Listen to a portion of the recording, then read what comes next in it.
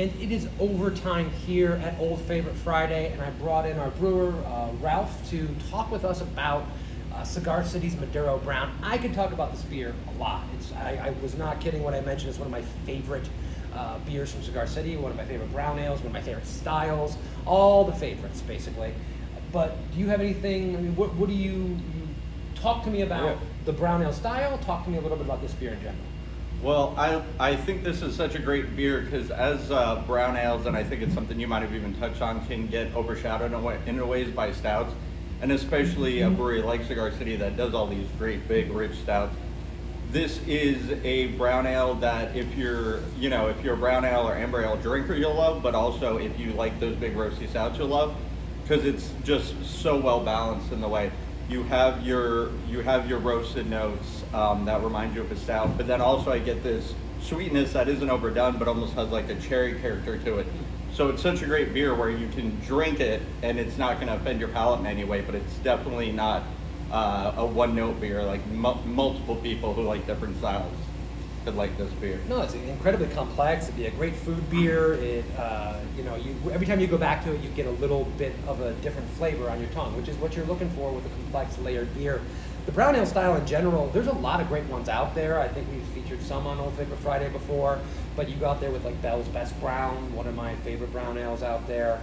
Maduro's definitely up there. It's a style that, every brewery I feel like still does a brown ale, but it's not part of their year-round repertoire. It's not one of the beers that is like leading the charge for their brewery as like a moneymaker, but it's such a great style. And when I talk to my sales reps out there in the market, they're like, oh, we can't sell a brown, right? You talk to bars, they're like, we'd love to have a brown ale, but every time we put one on, it doesn't move.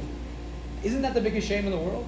Yeah, because it doesn't, that's what I was saying, it like doesn't get the prestige, but there's no reason it shouldn't, because some of the, best beers that I can, that I've had throughout, obviously even being the hoppy guy, some of the best beers I've had are like either just sort of regular brown ale like this or imperial brown ale.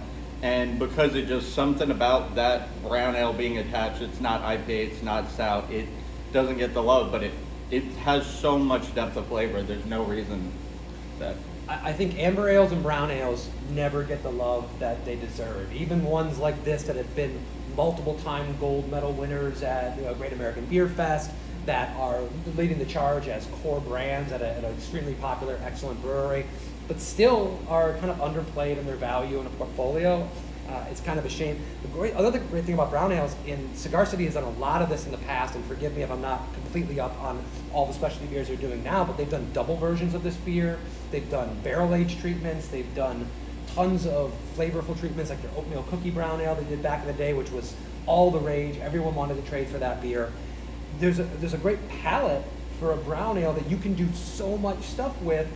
That is another thing that's missed out if you're not making a beer like this, right? Oh, for sure, because it's one of those things that you can go on the lighter, fruitier side. Let's say if you wanted to make an adjuncted version of this, you can go that way, or you can go heavier because since it is almost like right in that middle, it gives the brewer much more room to play with, where certain other styles you either have to go one way or the other, or it'll just clash.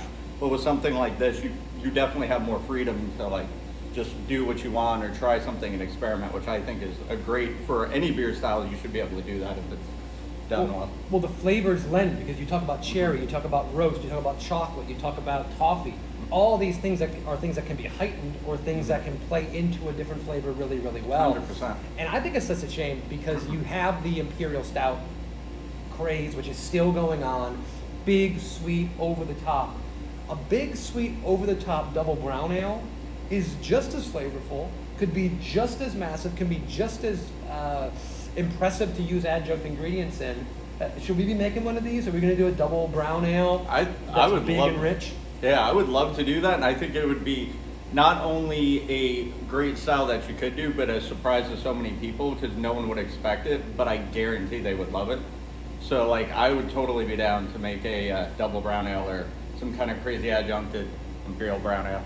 Well, you guys heard it here first. Apparently, we just decided about a beer that we're going to brew. Maybe we'll get Joel involved, the head brewer, because he's made a couple decent brown ales in his life. One or two. Not that he's not passionate about that or anything. And maybe you'll see that coming to a store shelf or to a bar counter near you. But guys, thank you very much for checking in with us. Let us know what you're drinking for Old Favorite Friday, and continue to follow us here at Barrel of Monks. Cheers. Cheers.